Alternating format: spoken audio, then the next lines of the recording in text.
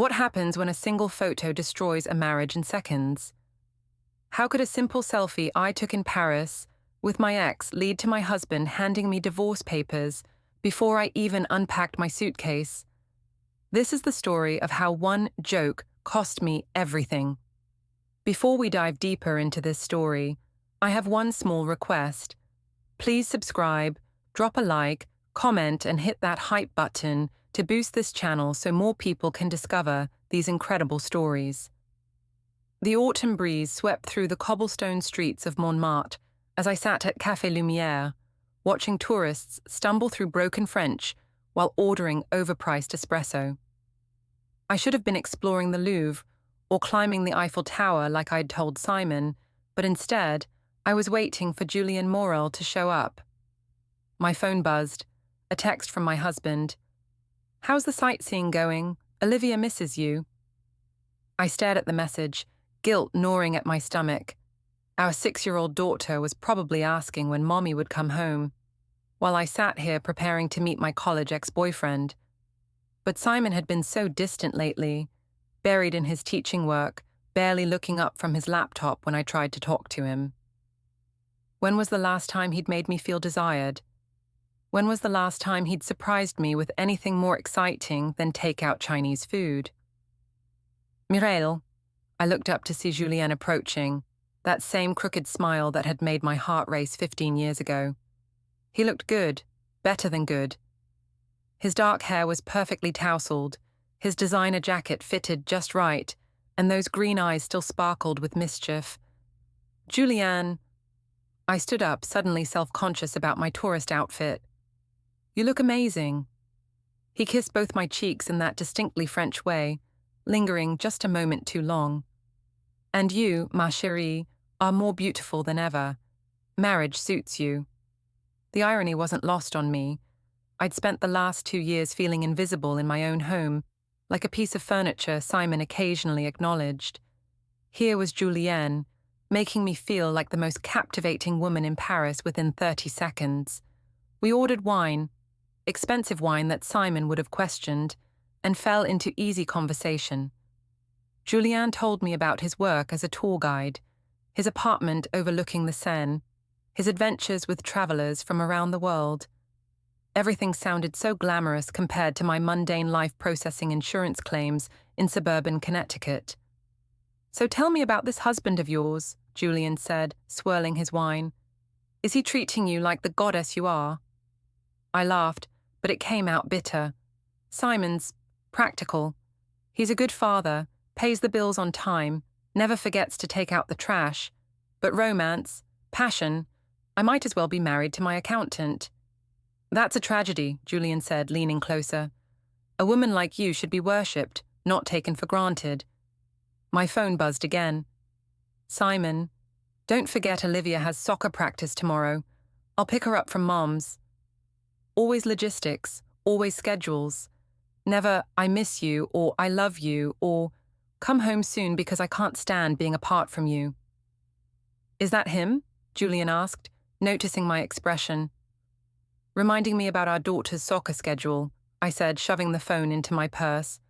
"Very romantic, right?" Julien reached across the table and touched my hand. "Forget about schedules for now. You're in Paris. Live a little." The wine was making me bold, or maybe it was the way Julien was looking at me, like I was the only woman in the world. When he suggested we take a walk along the Seine, I didn't hesitate. When he pulled me close for a photo in front of Notre Dame, I leaned into him like we were still 22 and madly in love. That's when I made the mistake that would destroy everything. "Wait," I said, pulling out my phone. "Let me get a better picture." I held up the camera, angling it to capture both of us with the cathedral in the background. Julian's arm was around my waist, his face close to mine, both of us grinning like we shared a delicious secret. Which, I supposed, we did. Without thinking, I opened my messaging app and selected the family group chat, the one that included Simon, my sister Nina, and my mother Sabine. My fingers moved faster than my brain. "Guess who I bumped into?" I typed, attaching the photo. The moment I hit send, my stomach dropped. What had I just done? But then I rationalized it away. It was just a photo with an old friend. Completely innocent. Simon was probably too busy grading papers to even notice. Julian raised an eyebrow. Sending evidence to your husband? It's fine, I said, though my voice sounded shaky even to me. We're just old friends catching up. But even as I said it, I knew it wasn't true. The way Julian was looking at me, the way my heart was racing, the way I'd been fantasizing about this moment for weeks, none of this was innocent. My phone remained silent. No immediate response from Simon, which was unusual. He typically replied to messages within minutes, especially when I was traveling. He's probably busy, I told myself, but doubt was creeping in. Julian suggested we continue our evening at his apartment, and despite every rational voice in my head screaming warnings, I said yes. As we walked through the narrow streets of the left bank, my phone stayed stubbornly quiet. No reply from Simon, not even a simple, nice to see Julian or have fun. Just silence that felt heavier with each passing hour. The flight home felt endless. I kept checking my phone, but Simon's last message remained the one about Olivia's soccer practice. He hadn't responded to the selfie, hadn't asked about my coincidental meeting with Julian, hadn't even acknowledged that I was coming home today. Maybe he hadn't seen it. Maybe he'd been too busy with work and Olivia to check the group chat. That had to be it. But deep down, I knew Simon checked his messages religiously. He was the type of person who responded to emails within an hour and never left texts unread. His silence was deliberate. The taxi pulled up to our modest two-story colonial house, and I noticed Simon's car in the driveway. He was home, probably making dinner or helping Olivia with homework. Normal Sunday evening activities that suddenly felt foreign to me after my weekend in Paris. I used my key to enter, dragging my suitcase behind me. The house was quiet, except for the sound of the television in the living room. "I'm home," I called out, trying to inject enthusiasm into my voice. "Mommy!" Olivia came running from the kitchen, her blonde pigtails bouncing. She threw herself into my arms, and for a moment, the guilt was overwhelming. This sweet, innocent child had no idea what her mother had been doing in Paris. "I missed you so much, baby," I said, squeezing her tight. "Did you have fun with Daddy?" "We made pancakes yesterday and watched movies," she said. "Daddy was sad, though. He kept looking at his phone and frowning." My stomach clenched. "Where is Daddy now?" "Kitchen," Olivia said, then lowered her voice to a whisper. "He's been really quiet today. I think he's mad about something." I found Simon standing at the sink, washing dishes with mechanical precision. His shoulders were rigid, his movements sharp. He didn't turn around when I entered. "Hey," I said softly, "I'm back." "I can see that," he replied without looking at me. His voice was flat, emotionless. "How was your weekend? Did you and Olivia have fun?" "It was fine." He placed a plate in the drying rack with more force than necessary. "How was Paris?" The question hung in the air like a loaded weapon. This was my chance to come clean, to explain, to apologize. Instead, I chose the path I'd been walking for months, deception wrapped in casual indifference. "Oh, the usual tourist stuff. The Louvre, some shopping, good food." I paused, watching his reflection in the kitchen window. "I sent you a photo of someone I ran into. Did you see it?" Simon's hand stilled on the dish he was washing. "I saw it. Crazy coincidence, right? Running into Julian after all these years. He's a tour guide now, can you believe it? We just grabbed coffee and caught up on old times." Each lie came easier than the last, but Simon's silence was unnerving. He finished the dishes, dried his hands, and finally turned to face me. His brown eyes, usually warm and kind, were cold as winter. "Just coffee?" he asked quietly. "Well, coffee, and then we walked around a bit. You know how it is with old friends. Lots to catch up on." I forced a laugh. "You're not jealous, are you?" "It was completely innocent." Simon studied my face for a long moment. "I'm sure it was." but his tone suggested he believed anything but. He walked past me toward the stairs, and I caught his arm. "Simon, what's wrong? You're acting strange." He looked down at my hand on his arm, then back at my face. "I'm tired, Mireille. It's been a long weekend." "Are you upset about the photo? Because that's ridiculous. Julian and I are ancient history. We're just friends now." "Are we?" The question caught me off guard. "Are we what?" "Friends. Are we friends, Mireille?" The question felt loaded with meaning I didn't want to unpack. "Of course we're friends. We're married. We're partners." "Partners," he repeated, like he was testing the word. "Right." The doorbell rang, interrupting the tense moment. Simon went to answer it, and I heard his mother's voice in the foyer. "Simone, darling, I brought dinner. I thought Mireille might be tired from her trip." Linda Yarrow bustled into the kitchen carrying a casserole dish, her silver hair perfectly styled despite it being Sunday evening. She'd always been polite to me, but I could sense her disapproval lurking beneath the surface. She thought her precious son had married beneath him. "Mireille, welcome back," she said, her smile not quite reaching her eyes. "How was Paris?"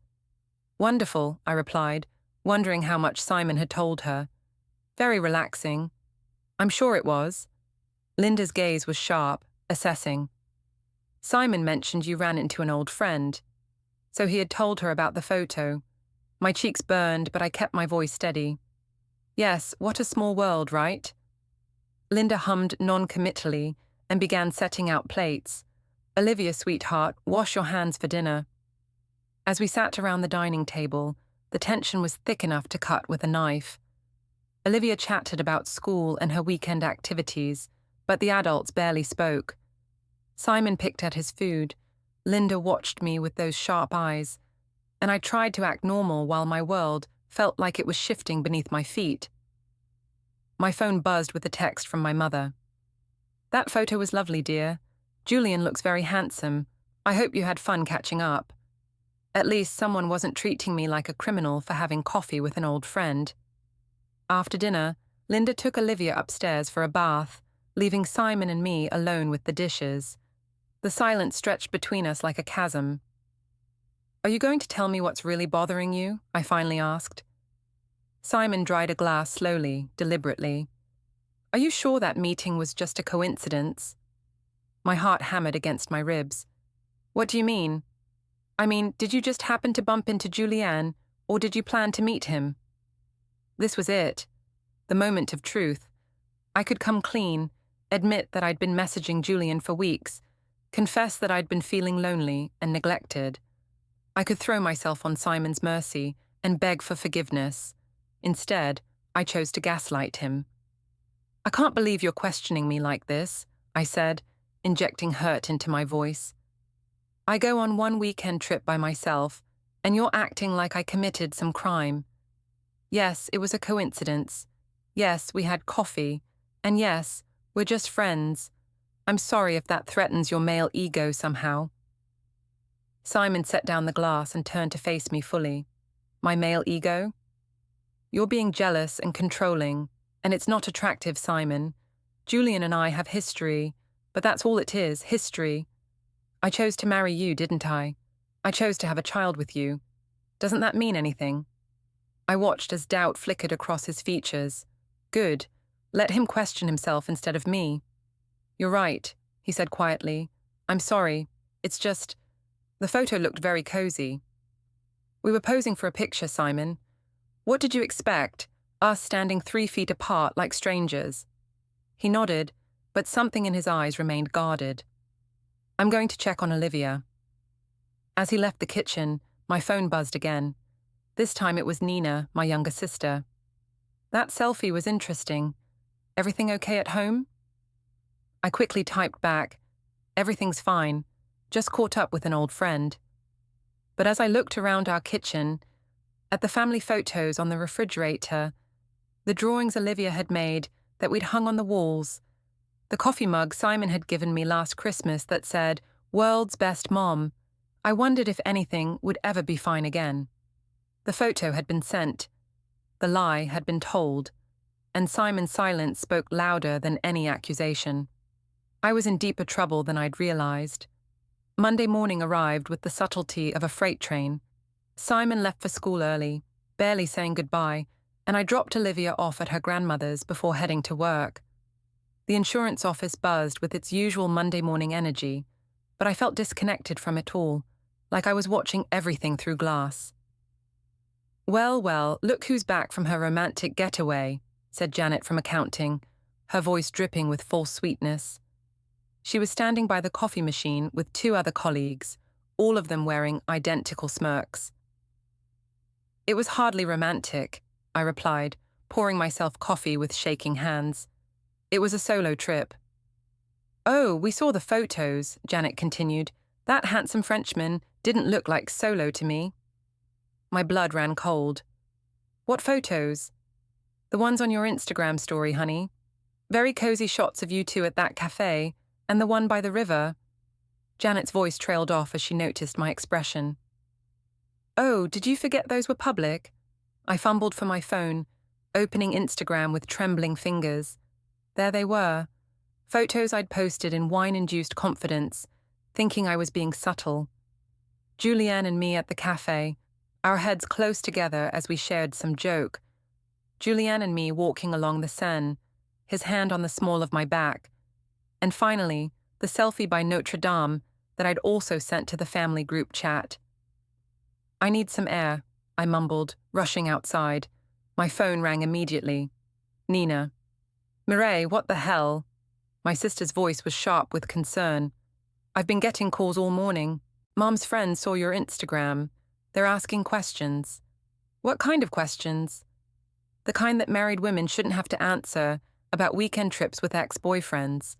Mireille, please tell me you didn't do anything stupid."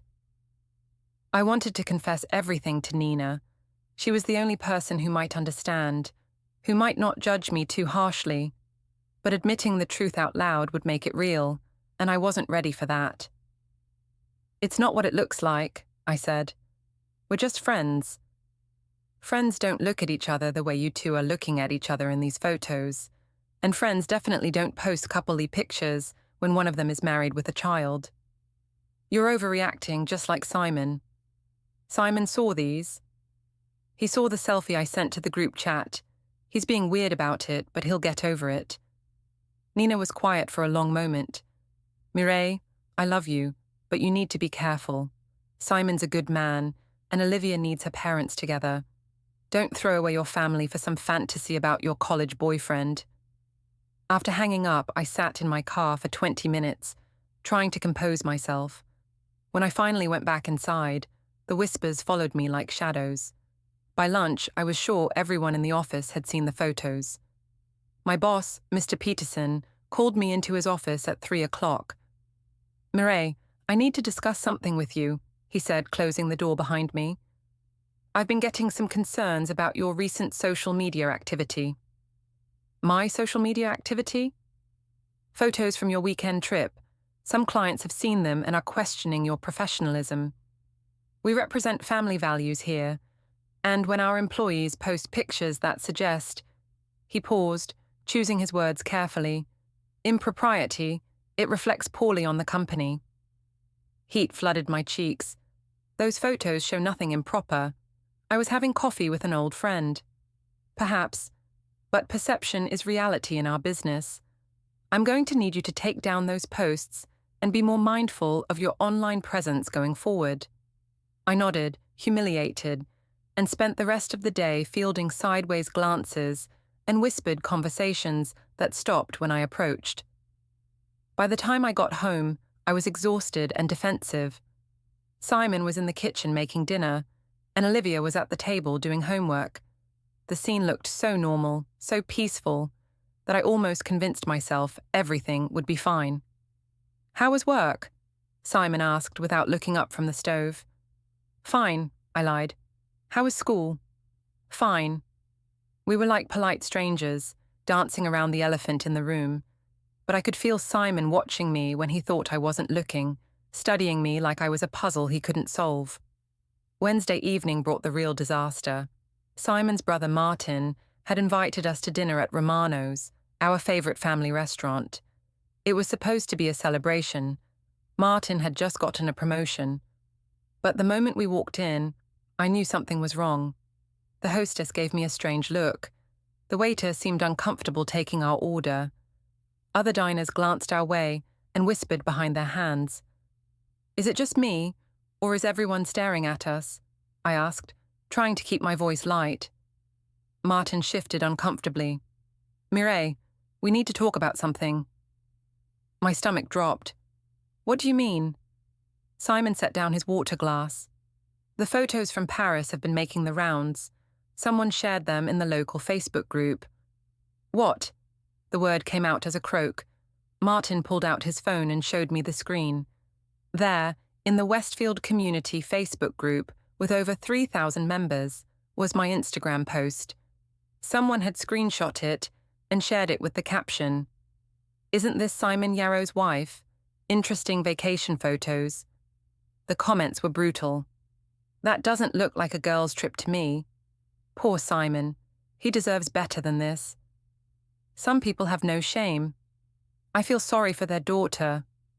I felt like I was going to vomit. Who posted this? Does it matter? Simon's voice was quiet, controlled. It's out there now. "Simon, I can explain. Can you?" He leaned forward, his brown eyes intense. "Because I've been waiting for an explanation since Sunday, and all I've gotten are lies." The restaurant suddenly felt too small, too hot. Other diners weren't even pretending not to stare anymore. I could see Linda Yarrow at a corner table with her bridge club, her face pale with mortification. "I don't have to sit here and be humiliated," I said, standing up abruptly. "No," Simon said, also standing. "You don't." He pulled off his wedding ring and placed it on the table next to his untouched salad. The simple gold band seemed to glow under the restaurant lights, and the gesture was so final, so devastating, that I couldn't breathe. "Simon, don't do this. Not here. Not in front of everyone." But he was already walking away, Martin hurrying after him. I stood there alone, the wedding ring glinting accusingly on the white tablecloth, while dozens of eyes watched my marriage crumble in real time. My phone buzzed, a text from my boss. "We need to talk about your trip, my office, first thing tomorrow." The walls were closing in, and for the first time since I'd boarded that plane to Paris, I realized that my harmless weekend might cost me everything. Thursday morning felt like walking into a firing squad.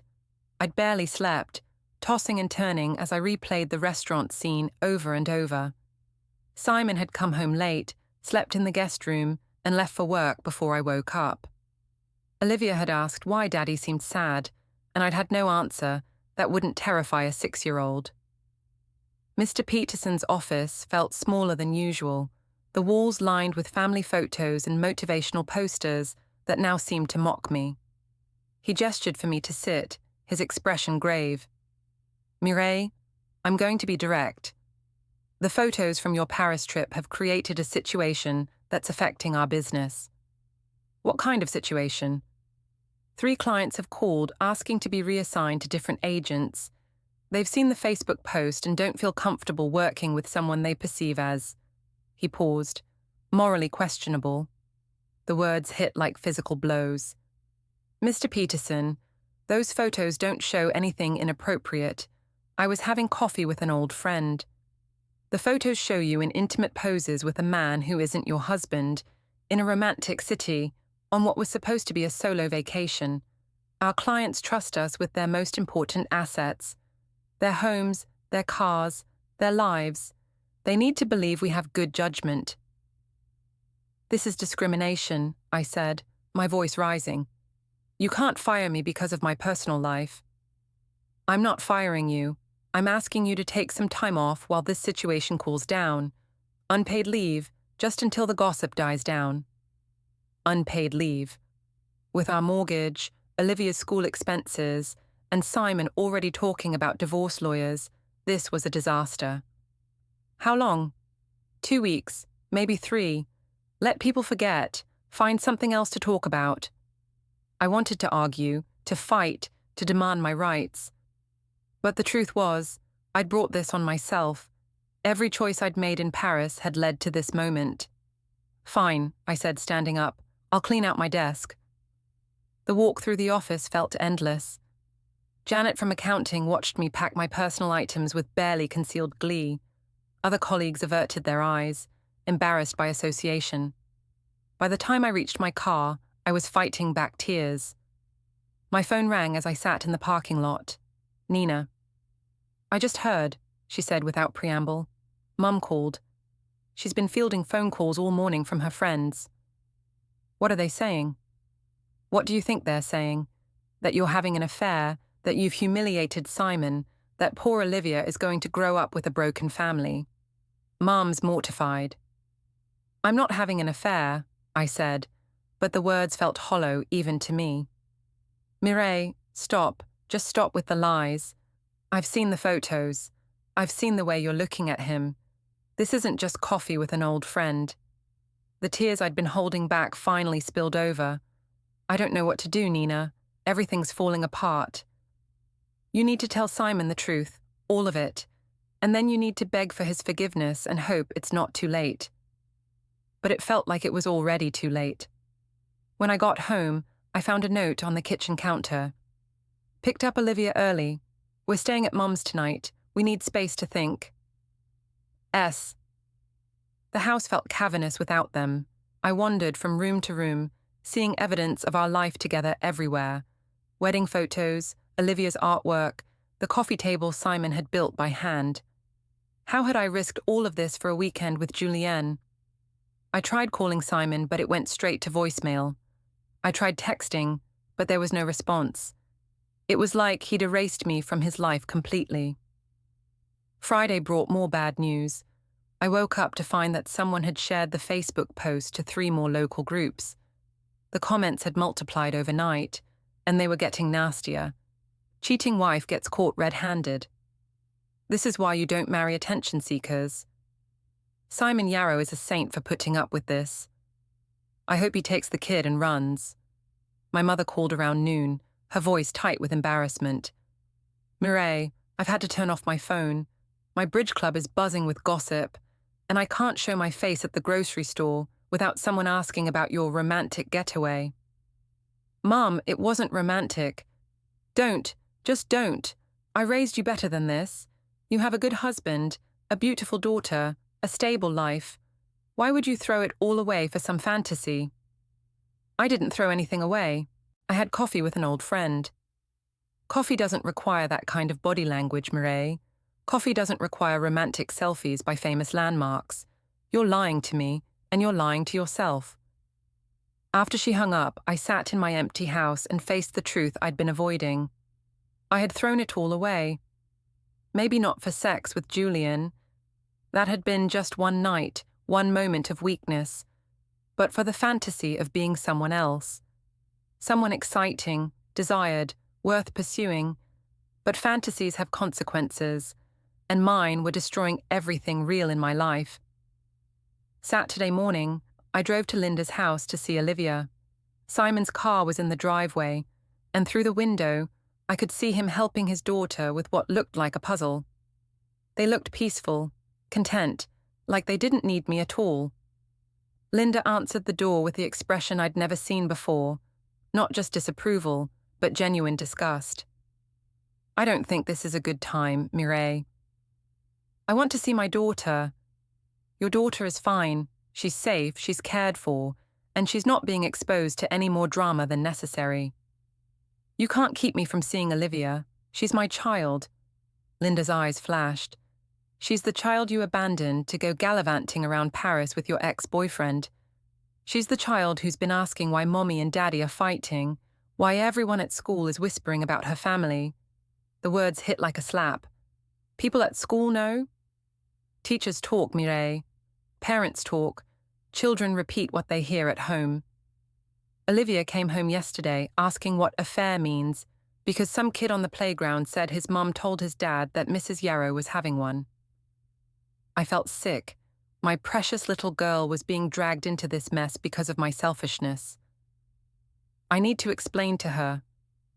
You need to stay away until you figure out how to fix this. Linda said firmly. Simon's been through enough. He doesn't need you making things worse. As I drove away from Linda's house, my phone buzzed with a notification. Someone had tagged me in a new Facebook post. With trembling hands, I opened the app. It was a photo of Simon's wedding ring sitting on the table at Romano's, posted by someone who'd been there Wednesday night. The caption read, "When you're so embarrassed by your wife's behavior that you take off your wedding ring in public." Team Simone. The post had been shared 47 times. I was no longer just a cheating wife. I was a public spectacle, a cautionary tale, a woman whose marriage was dissolving in front of the entire community. And the worst part was, I'd done it all to myself. Sunday evening, I sat in my empty house scrolling through increasingly vicious social media comments when I heard Simon's key in the door. My heart leaped. Maybe he was coming home. Maybe we could work this out. But when he walked in, his expression was harder than I'd ever seen it. He wasn't carrying a suitcase or any sign that he planned to stay. "We need to talk," he said, not bothering with pleasantries. "Simon, thank God. I've been trying to reach you all weekend. We can fix this, I know we can. I found out about the hotel." The words hit me like ice water. "What hotel?" "The Hotel Lumière in the Marais district, the one where you spent Friday and Saturday night, with Julien." My mouth went dry. "How did you—" "Your credit card statement, the one that comes to my email because I handle our finances, remember?" His voice was deadly calm. "Funny thing about that charge, it shows 2 guests, not 1. I felt the ground shifting beneath my feet. All my careful lies, all my gaslighting and manipulation, crumbling in the face of simple financial records. "Simon, I can explain." "Can you? Because I've been waiting for the truth for a week now, and all I've gotten are lies. You told me you bumped into Julian by coincidence. You told me you just had coffee. You told me nothing happened." He pulled out his phone and started reading. "Hotel Lumière, Paris. 2 nights, premium suite, champagne service, late checkout. Does that sound like just coffee to you?" I tried to access the skills that had gotten me through the week. Deflection, blame, making him question his own perceptions. "You went through my credit card statements. That's a violation of privacy, Simon. You're acting paranoid and controlling." "Don't." His voice cut through my words like a blade. "Don't you dare try to turn this around on me. Don't you dare make me the villain in your story." "I'm not making you the villain, but you're jumping to conclusions. Yes, I stayed at a nice hotel. Yes, Julian was there. But nothing happened." "Nothing happened?" Simon laughed, but there was no humor in it. "You planned this trip, didn't you? You didn't just bump into Julian. You arranged to meet him." The accusation hung in the air, and I realized I was at a crossroads. I could continue lying, continue gaslighting, continue trying to manipulate Simon into doubting his own instincts. Or I could tell the truth and face the consequences. I chose the coward's path. "You're being ridiculous," I said, injecting hurt into my voice. "I went to Paris to clear my head because you've been so distant and cold. Yes, I messaged Julian before I left, but only to let him know I'd be in town. Old friends do that, Simon. They stay in touch." "Old friends," he repeated. "Is that what you call someone you've been texting for 3 months?" My blood turned to ice. "What are you talking about?" Simon pulled out a folder I hadn't noticed him carrying. "Phone records, Mireille. Text messages, calls, the whole thing. Did you really think I wouldn't find out?" He opened the folder and began reading in that same deadly calm voice. "March 15th. I keep thinking about our college days. Do you ever miss what we had? March 22nd. Simon doesn't understand me the way you did. April 3rd. I wish I could see you again. Should I keep going?" I felt like I was drowning. Every text, every moment of weakness, every lie I'd told myself about it being harmless. It was all there in black and white. "Simon, those messages, they don't mean anything. I was just feeling nostalgic. May 10th, he continued reading. "I booked a trip to Paris. Will you show me your city?" May 12th. I can't wait to see you again. It's been too long. May 15th. I reserved a room at Hotel Lumière. It looks romantic. Each message was a nail in the coffin of my marriage. I watched Simon's face as he read them, saw the pain behind his anger, and realized what I'd done to the man who'd loved me unconditionally for 8 years. You planned this entire affair, he said quietly. You lied to me, to Olivia, to everyone. You made me think I was going crazy, that I was being paranoid and jealous for no reason. It wasn't an affair, I said weakly. You slept with him. It wasn't a question. Somehow he knew. Simon, did you sleep with him, Mireille? Yes or no? I looked into my husband's eyes and saw that he already knew the answer. Maybe it was something in the photos. Maybe it was intuition. Maybe it was just the weight of all my lies finally crushing the truth out of me. Yes, I whispered. The word hung between us like a death sentence. Simon closed his eyes for a moment, and when he opened them, the man I'd married was gone. In his place was a stranger, with dead eyes and a voice like winter. I want you out of this house by tomorrow night. Simon, please, we can work through this. Couples survive affairs all the time. We can go to counseling. You don't get it, do you? He stood up, towering over me. This isn't just about the affair. It's about the lies. It's about the gaslighting. It's about you trying to make me think I was crazy for trusting my own instincts. It's about you humiliating me in front of our entire community. It's about our daughter having to hear about her mother's affair from kids at school. I never meant for any of this to happen. But it did happen, and now everyone knows. My students know, my colleagues know, my mother's bridge club knows, the parents at Olivia's school know. You didn't just betray me, Mireille. You destroyed our family's reputation. I tried to reach for him, but he stepped away like my touch would contaminate him. I'm filing for divorce, he said, and I'm seeking full custody of Olivia. You can't take my daughter away from me. I can and I will. You abandoned her to have an affair in Paris.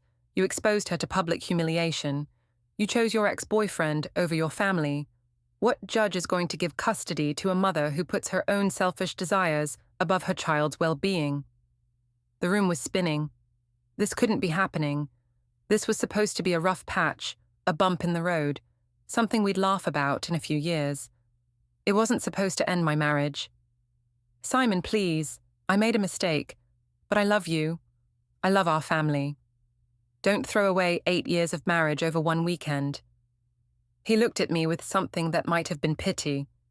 You threw it away, Mireille. Not me, you. He headed for the door, then turned back one last time. My lawyer will be in touch.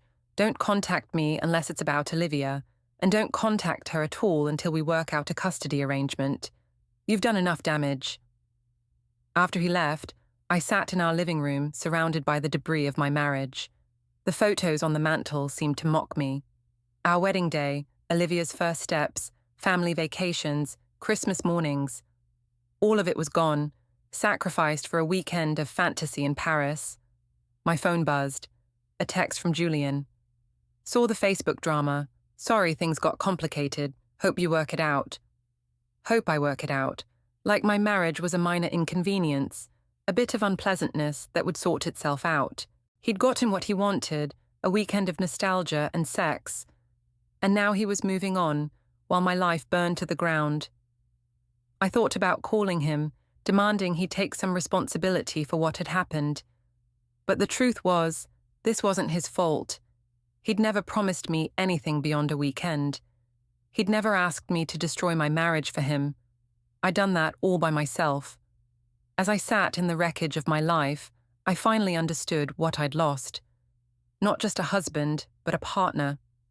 Not just a marriage, but a family. Not just my reputation, but my daughter's sense of security. All for a selfie that I'd thought was funny. All for a fantasy that had lasted exactly 48 hours. All for a man who'd already moved on to his next adventure, while I faced the consequences alone. 2 weeks later, I sat in a coffee shop across from Martin, Simon's brother, desperately hoping he could be my bridge back to the family I'd destroyed. He'd agreed to meet me, though his expression made it clear this wasn't a friendly visit. "He won't talk to me," I said, stirring my untouched latte. "I've tried calling, texting, even going to the school, but he won't see me." Martin leaned back in his chair, studying me with the same brown eyes as his brother, but where Simon's had once held warmth, Martin's held only disappointment. "What did you expect, Mireille? You cheated on him, lied about it, gaslighted him when he questioned you, and then humiliated him publicly. What exactly are you hoping for here? I want to apologize. I want to explain that it didn't mean anything, that I made a terrible mistake." "It didn't mean anything." Martin's voice rose slightly, drawing glances from other patrons. "You planned this affair for months. You booked a romantic hotel room. You posted photos flaunting it online.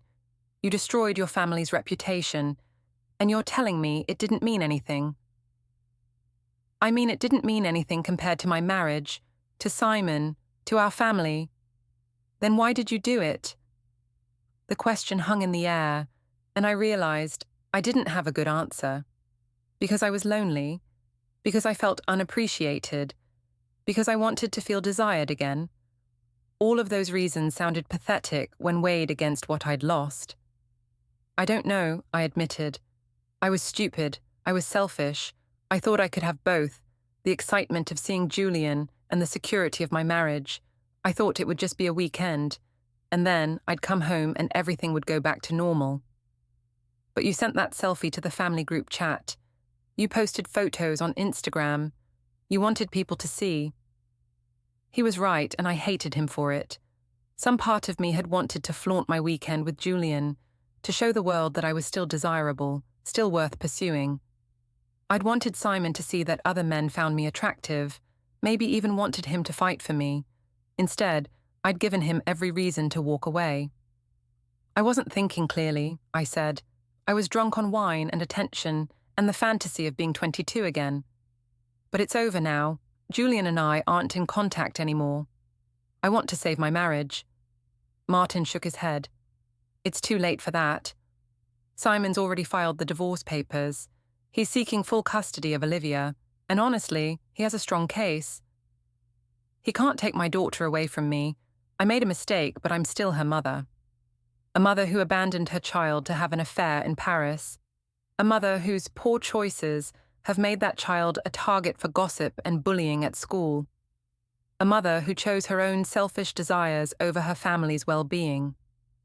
Each word was a dagger to my heart. Olivia's being bullied. Kids are cruel, Mireille. They repeat what they hear at home, and what they're hearing is that Mrs. Yarrow cheated on her husband and broke up her family. Olivia came home crying yesterday because some kid told her that her mommy is a bad lady who kisses other men. I felt sick. My precious little girl, my innocent baby, was paying the price for my selfishness. I need to see her. I need to explain. Explain what? That mommy decided her ex-boyfriend was more important than her family. That mommy lied to daddy and made him sad. That mommy's choices are the reason she can't live at home anymore. That's not... I didn't...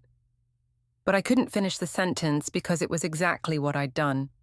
Martin told me Simon wasn't trying to punish me, only protect Olivia, and that right now being connected to me just hurt her. After he left, I drove around town and saw the wreckage of my choices everywhere. Romano's, where Simon took off his ring, Olivia's school, the grocery store I avoided because of the whispers. I'd turned myself into a pariah. Then my lawyer called. Simon had phone logs, credit card records, witness statements, even hotel footage of me with Julian. I'd lied under oath, abandoned my child for an affair, and humiliated my family in public. David said my best option was to accept Simon's terms, primary custody for him, supervised visits for me, or risk losing my parental rights completely. I signed the divorce, sold my share of the house, lost my job when clients refused to work with the cheating wife from Facebook, and moved into a tiny apartment in another town. I saw Olivia only under supervision. She was polite, distant, and thriving without me. Simon healed, found a new partner, built a better life for their daughter. I became the town's cautionary tale, the example in every whispered story and viral thread. In the end, one stupid Paris selfie had cost me my husband, my child, my home, my career, and the person I thought I was. I thought it was funny to send a selfie with my ex in Paris. He thought it was time for divorce.